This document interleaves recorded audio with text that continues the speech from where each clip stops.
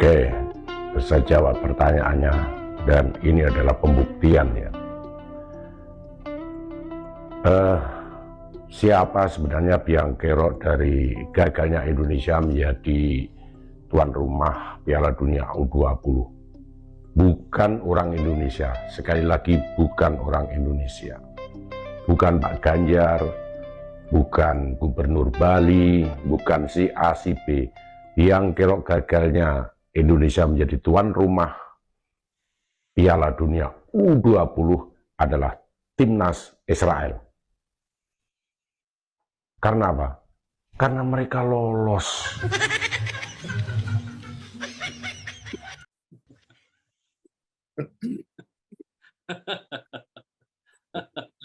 Keep smile. Aduh, kirain siapa ya? Luar biasa. Ya, jadi ingin saya sampaikan juga bahwa nanti ada beberapa tayangan-tayangan lagi untuk menjadi selingan-selingan dari pembahasan malam ini, ya. Gladiator Bangsa episode kedua.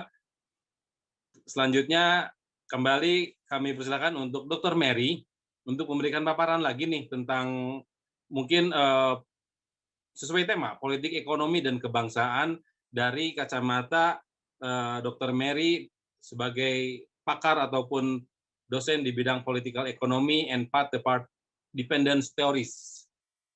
Silakan, Dokter. Terima kasih Kang Porta. Sebelum ke political economy, saya ingin sedikit melanjutkan yang Prof. Richard tadi sebutkan mengenai values dan moral. Jadi Pak Richard, kalau kita bicara values dan moral, kan masing-masing bangsa punya standar sendiri-sendiri. Kemudian tadi Pak Richard berbicara mengenai principles Pancasila itu sendiri kan.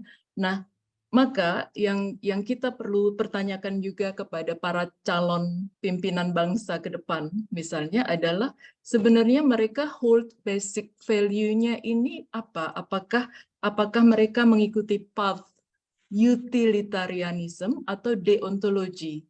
Ya kan, Pak Richard? Kalau misalnya utilitarism yang kelihatannya kalau saya observasi, mereka kalau kampanye politik atau melaksanakan policy adalah yang mereka selalu kampanyekan atau tonjolkan adalah apapun yang dilakukan, apapun kebijakan yang dimunculkan dan dilaksanakan harus memiliki greatest overall impact to most people, begitu kan Pak Richard? Jadi selalu yang penting majority harus bahagia.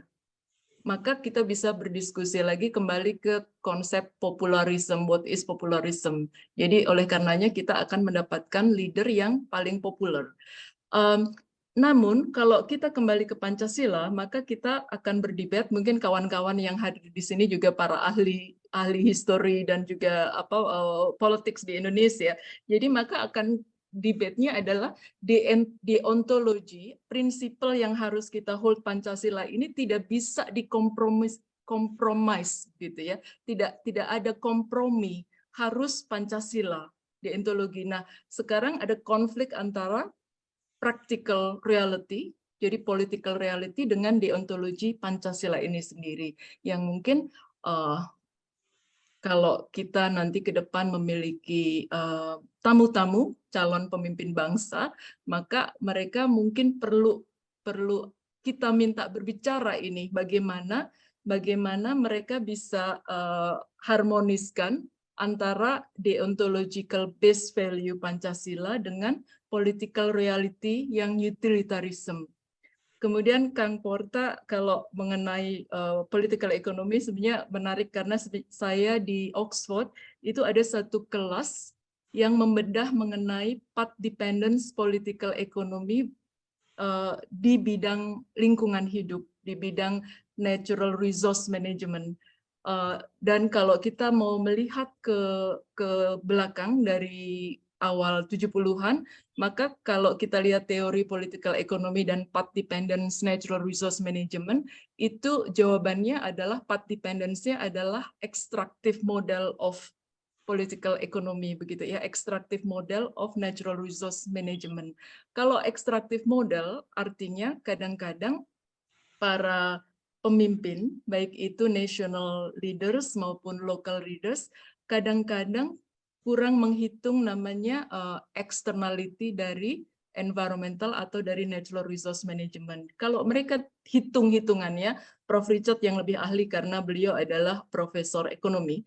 Jadi kalau misalnya externality dari natural resource management tidak dimasukkan di dalam hitungan rente, di dalam hitungan rental natural resource itu, maka orang-orang yang mendapatkan konsesi, baik itu konsesi hutan, konsesi maritim, atau konsesi lahan yang lain, mereka membayar murah sekali rente kepada negara, karena mereka tidak membayar polusi udara, polusi air, dan polusi labor manusia, dan lain-lain. Nah, ini yang sebenarnya harus ada revolusi mental, revolusi policy di bidang extractive model of environmental development, political economy development di Indonesia.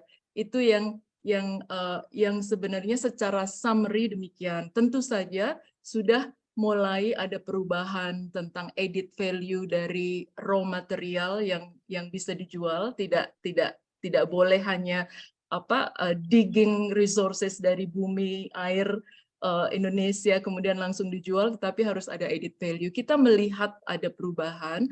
Pertanyaannya tentu saja sebenarnya seberapa cepat sebenarnya perubahan itu kita inginkan dan seberapa lambat dari awal 70-an sampai sekarang. Itu Kang Porta dari saya dulu sebelum diskusi selanjutnya, dan saya sebenarnya tertarik juga Kang Porta untuk mendengar kawan-kawan yang hadir, karena saya lihat ada banyak ahli juga di bidang ekonomi dan politik di Indonesia.